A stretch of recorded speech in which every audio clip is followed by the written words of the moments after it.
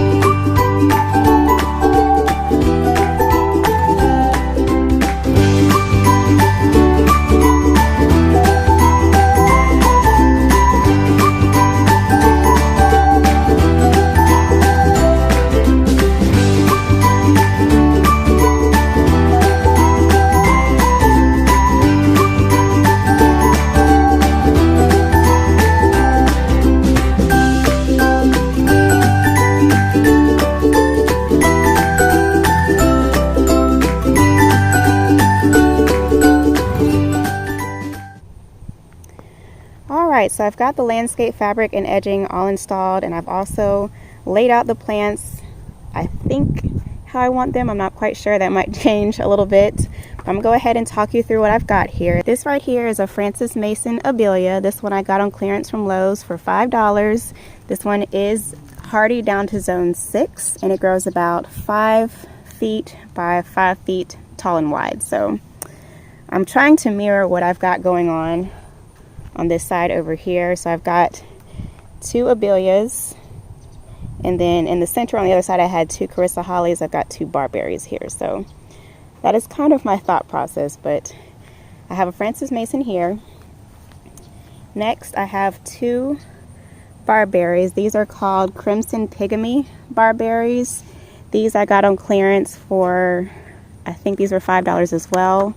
These are hardies to zone 4, and they grow 2 to 3 feet tall and wide. So this one does again have thorns, so there is again a reason that I'm planting all of these barberries in this area. These do turn a bright purple color, and again these are also a full sun plant, so this entire bed gets full sun all day almost until 7 o'clock at night. So it's a perfect spot for these plants here. Another Francis Mason Abelia. And then here I have a Rose Glow Barberry. This one I got on clearance for $8. This one is hardy to zone 4, and it gets about 3 to 4 feet tall and wide, and provides this pretty rose gold reddish color. So this bed will be more reds, pinks, and purples versus the pinks and greens that I have going over there. So again, this one is a barberry as well. It does have the thorns. Have the same thing down here on the ends, and then in the middle here, this is a ruby fringe flower. This is a loropetalum. I got this one obviously for $8. This one is hardy to zone 7, and it gets about 6 feet by 6 feet tall and wide. So I definitely won't be growing this one to its full mature size. I will be pruning all of these to keep them fairly small. So that's what I've got going on in this back row here. And let me step through and not step in a hole. Up front, I've got a butterfly bush. This one is called Pugster Periwinkle. I got this one on clearance for $7. This is one of the dwarf butterfly bushes. So I know butterfly bushes are invasive in some areas. This one is a dwarf, and it's also bred not to seed. So this is a sterile butterfly bush, and check it out, you guys. It's hardy zones 5 through 9 and only gets about 2 feet tall and wide. So this would be a cute little shrub, just a pop of color here. And y'all, when I bought this was fried. Ooh, going in the hole there. This one was fried to a crisp. Like the whole bush was just brown. There was no green anywhere. And look at it. It's already greening up, and it's also putting out a few blooms. So again, y'all, shop your clearance. If you do, use my hashtag, don't sleep on clearance plants. This right here is an Admiration Barberry. This one does have thorns. I got this one on clearance for $8. Wait, no. I got this one for $6 because the cashier read the tag wrong. But y'all, blessing in disguise. I'm not going to complain. But yeah, this is an Admiration Barberry, another full sun plant. Look at the color on this, you guys. I believe I featured this in one of my clearance hauls earlier. I'll link that up above. This one is hardy to zone 4, and it only gets about 2 feet tall and wide. So this will be a perfect little accent here.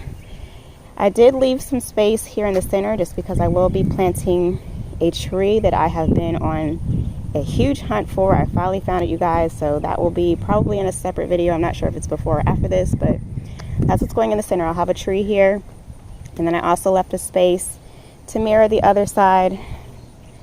I'll see I have a pot there. I'll be putting another pot here. And then, I don't know if you can see the indentations, but I did leave a little bit of space to maybe do some annuals trailing the back, or I might just pop them in the center. I'm not sure, but yeah, you guys, those are the plants. Let's go ahead, get to planting, and I will show you what it looks like in the end.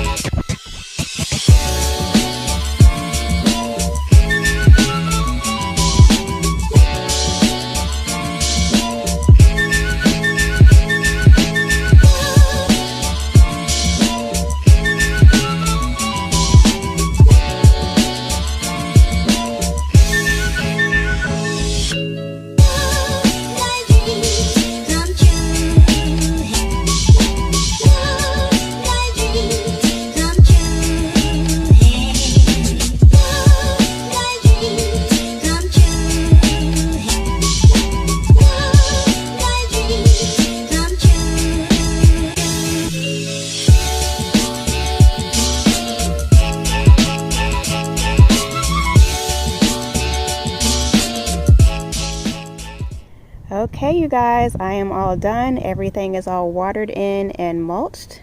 So let me go ahead and give you a tour of everything. This right here is an Admiration barberry. This one grows, I think, about 2 feet tall and wide. I'll probably keep it right around this size. This is a butterfly bush.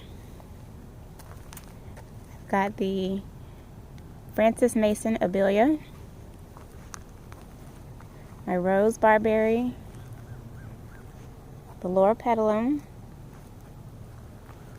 the other rose barberry, and then back here on the drift, let me just come around this way, I planted asters along the border. So I have a Henry III aster here. Well, actually, this is a pink Henry III aster here. This is a Henry III aster, pink Henry III, and then pink Henry III. So it's pink, purple, pink. Then here I've got the 2 crimson pygmy barberries that turn bright purple. In the center here, I tucked in my little baby. This is the other barberry fireball that I unboxed from Wayside Gardens. So this one will turn fire red and it will fill in this space perfectly. It only grows about 1 foot wide and tall. And then lastly, another Francis Mason Abelia. Then of course I have my Inaba Shadar Japanese maple. That is the main focal point. And then my fall planter here. So this probably will just be here for this year. I probably won't do planters as this tree grows and fills out. I won't actually have room for that. So yeah, you guys, I'm going to go ahead, run to the store and get my fencing, install it, and then I'll give you a final look.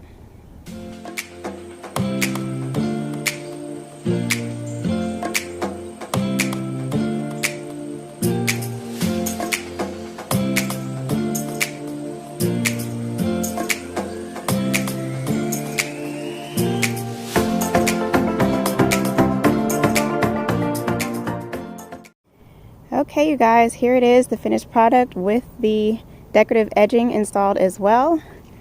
I am in love, and you guys, I cannot wait until all of this fills in and blooms next spring. It doesn't look like much now, but again, these are all clearance plants. They will look gorgeous next year. I hope you guys enjoyed watching this mini transformation. If you did, give this video a thumbs up, subscribe to my channel for more, and I will catch y'all in the next one.